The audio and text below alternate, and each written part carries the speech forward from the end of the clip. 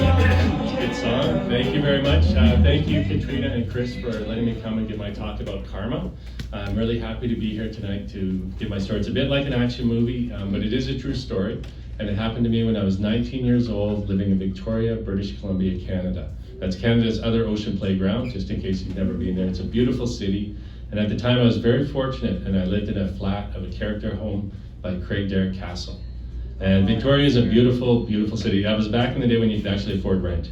Not like today. And I had a beautiful flat, and this was a perfect street. It was lined with cherry blossoms. In Victoria, it rarely snowed, but it would literally snow cherry blossoms, and I could walk down the street kicking them, in March. And most of the people in the neighborhood were retired and had beautiful gardens, and it was a beautiful, peaceful place. It was like a sanctuary, or my oasis in the city. And I loved it. And I remember one day I was just sitting in my flat enjoying the space, and I heard a car just come roaring up the road. And this was one of those cars that late at night you hear this asshole going down the street with this race car, and it pisses you off because it wakes you up. It was one of those really loud cars just blasting up the street and going really fast. And I knew this was going to be a problem. So even, I got up instinctively and I started running towards the front door, because the house I lived in and the street I was on was not a dead end. It wasn't a cul-de-sac, but there was a really sharp left-hand turn, and I was the corner house. And I could tell by the sound of the car and the speed it was going, there was no way it was going to make that corner. So I ran down, and just as I got to the front door, sure enough, I heard the tires screech, and this sound, and then that crash. We've all heard that sound. You hear it in a parking lot, or if you're walking downtown when a car crashes, that thud, that just distinct sound. Oh, sorry, the mic cut out. It sounded like that. And it was so loud, I just knew this was a disaster. And as I opened the front door of the house and I stepped out, it was like I stepped into an action movie. Because I stepped out on the street and I could see these giant skid marks going up into the neighbor's front yard. And there was a beautiful Corvette Stingray, there we go. A beautiful Corvette Stingray, a gold metallic Corvette Stingray with a T-roof, just smashed into a tree in the front yard across the street. And then, at the same time, these two motorbike police just came ripping up the street, and they'd obviously been chasing the car. And as they pulled up, the people got out of the car, and it was two cowboys and a girl. And I couldn't even believe it. I was trying to think, have I stepped into like a action? Because they were like two cowboys and a girl, and this was this beautiful Corvette that had been destroyed. And when they got out of the car, the police were coming up, they saw the cops, and they ran. And I couldn't even believe it. I was still trying to think, what is going on? And the guy and the girl ran on one side, and the other guy tried to run, sort of, cut by the cop. And the cop just really fast cut him off with the motorbike, and actually knocked him to the ground. Got off his motorbike, started arresting him. And I'm trying to think, what is actually happening? And I looked at the other guy, the other cop, and he was arresting the guy, and the girl was like literally hitting him and screaming at the cop. And I was thinking, wow, this is the weirdest movie I've ever seen almost, what's happening? But then very quickly it shifted, and it wasn't like in the movies. Because when I looked back at the other cop that was arresting this guy, the guy was resisting arrest. And not just that, he'd actually knocked the motorbike cop to the ground, and he was starting to beat him up. And I didn't even know, I was just in shock, and there were a few of us out on the street now watching this, and it was just instant. I was the type of guy, if someone was getting bullied, I was going to stop it. If there's a fight going on, I might break it up. If there's a fight I thought that maybe should be started, I might start it. And I see this happening, and I played a bit of football. I'm not a small guy, and I just instantly just charged at the guy and knocked him to the ground. He didn't see it coming. It knocked him right down. The cop got up really fast, grabbed his handcuffs, put the handcuff on the right hand, and was holding him to the ground. I was holding him down. I thought, okay, whatever's happening here, it's under control now. Everything's good. And I stood up and started to walk away. And then again, not like in the movies. The guy spun on the cop, and just out of the corner of my eye, saw him. He knocked him to the ground, and he started beating on him. And I came back really fast, and as he lifted his hand to punch him, the loose handcuff sort of swung up, and I grabbed the handcuff. And he wasn't expecting it, and I pulled his arm behind his back really hard and really fast, and literally touched his thumb to his shoulder. And I said to him, and I meant it, I said, if you don't let go, I'm going to rip your arm right off. And he let go pretty fast. It must have hurt bad. He let go. The cop, again, got off the ground, grabbed his other hand, put on the handcuff, put his knee, held the guy down. And I'm thinking, this can't get any weirder. And then all of a sudden, I hear a car coming up the street again, literally like 100 miles an hour. and slams on the brake this time, though, right beside us, but it's a ghost car, it's an undercover cop car, and 6 very angry, really mean cops just burst out of the car, and instantly there's, order made out of chaos. The people are arrested, and it was like in a flash of an eye. Other police cars came, they were gone in a second. There were police there taking pictures of the crashed car.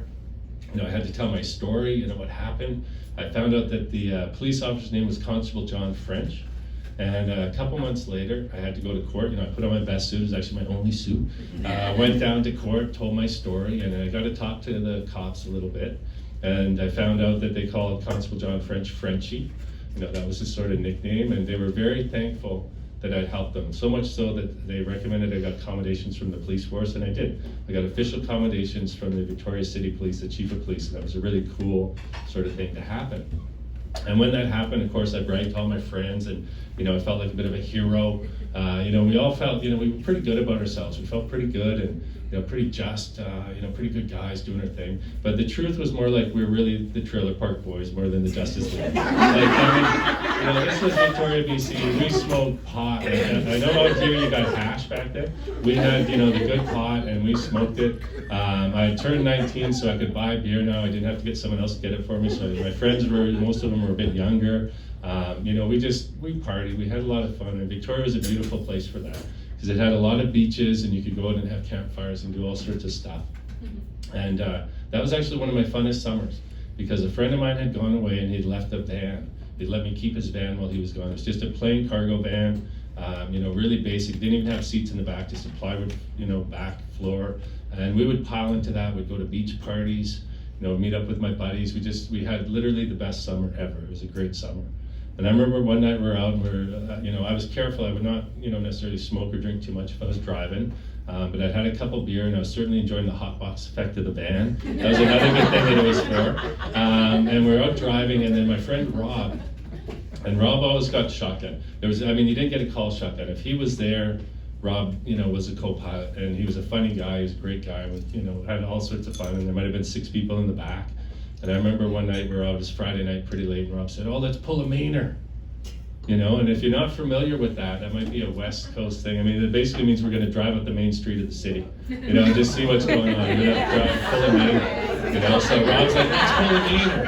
And of course, we're going to pull a Mainer. So, we drive downtown, and in Victoria, BC, one of the main streets you go on is Government Avenue. And it's a beautiful street with all these shops. And at nighttime, though, it's a pretty crazy place. It's a lot of fun. So we're going to go down there, and we pull onto Government Avenue, and we start driving up. And then I see a cop, up ahead, and all of a sudden there's a traffic jam. I'm thinking, whoa, there must have been a pretty bad accident, because there's a cop, and he's in his, he's got his white and black helmet, he has his reflective vest on, and his flashlight sort of, wand.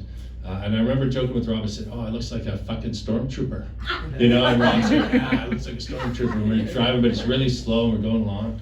And then we're seeing more cops, and then we're seeing lots of cops. And then it sort of hit us all at about the same time. It was a checkpoint. And there was nowhere to turn off. Nowhere. Right? And it's hard to, it's hard to explain the terror, right? And Rob at the time, he's a funny guy, and he says, "Just tell them these aren't the droids you're looking for." He's doing this, do the Jedi mind trick. But when he's saying it, he's not even trying to be funny. He's actually saying it out of terror. And I'm starting to have a panic attack. My ears start ringing, my heart's starting to seize up on me, literally. I'm starting to shake. I'm trying not to cry because I've got it. It's not like we don't even have seatbelts. We don't even have seats in the back of the car. There's a bunch of guys there. There's open beer. We've been hotboxing. We got pot on us. I bought the beer for the miners. Right? It was horrible, right? And we're pulling up, and as we get closer and closer, the cops are just looking at us like, "We got you, motherfuckers." You say it, "We got you," and they could just see it, in the terror. And Rob's telling one, quiet down, like you could hide in the back of this van somehow, you magically go away. And we're getting closer, and then we get to the chief stormtrooper sort of cop, and he just looks at us, and he just takes his flashlight and he points to the side of the road. And there's a couple cars pulled over, and there's a few cops, and they've got stuff they're checking cars, and gets on his radio, and sure enough, then one of the cops lifts his flashlight and waves, and I know that's it. We're doomed. I'm going to see my jury, judge, jury, and executioner. And at that time, I literally felt like I was going to die. Like, I literally felt like I was going to die. And it's not that my life flashed before my eyes, but my future did. Right? And I was doomed. So as we pulled out, I'm trying not to cry. I'm shaking. I reach to roll down the window, and I hear a tap on the glass. And I look up, and just instinctively let go of the handle, and I give a little wave. And it's Constable John French. And he recognized me before I recognized him. And he looked, and he raised his lightsaber, and he gave the universal signal for keep driving. And he was already looking on to the next car, who was going to stop. And when I took my foot off the brake and I gave it a bit of gas and started going, it was like I'd been hit by a wave, or someone took a giant bucket of ice water and just splashed it on me. And I started driving, and I remember Rob burst out. He said, "You are a fucking Jedi! You are a fucking Jedi!" And I started driving, and I couldn't even laugh. I mean, I was absolutely in shock. I was absolutely in shock. And that's a true story that happened to me about 40 years ago. And now when I think about it, and the guys at the time, they're like, I'm in shock, I'm driving away, and Rob said the Jedi thing, but the guys in the back of the car, they're like, what just happened? What is going on? And I couldn't make it make sense. I was trying to figure it out, and all I could say to them, I turned around and I said, we just got so fucking lucky. We just got so fucking lucky. Right? But 40 years later, when I reflect on all the times in my life I've been in a tough situation, I've got other people be like, "Oh man, you just got so lucky. Like, how did you even survive that? Or how did you get on that crazy adventure where you met those people? You're so lucky. You've got this amazing job. How did you get that job? You're so lucky. Or your girlfriend's so beautiful and amazing. You're so lucky. I have a very different understanding of luck now.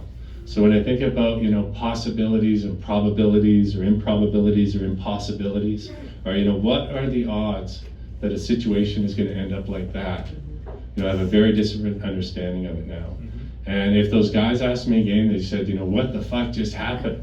What just happened? I would tell them, what goes around comes around. Yeah.